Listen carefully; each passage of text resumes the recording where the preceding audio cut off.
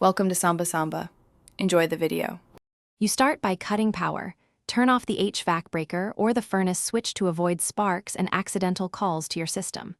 Once done, gather a small flat screwdriver, plastic trim tool, and your phone to photograph wiring.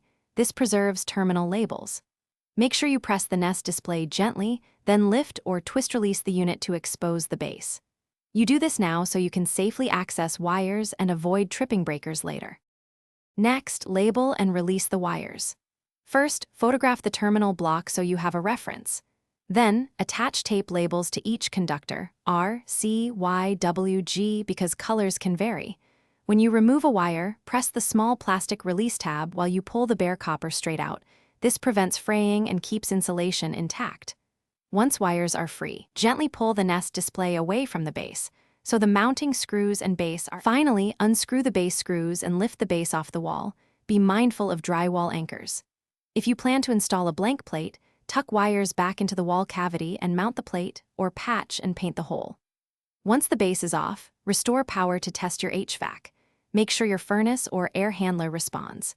If the system does not activate, check your wiring photos and the C-wire connection first. Misseated wires are the most common issue.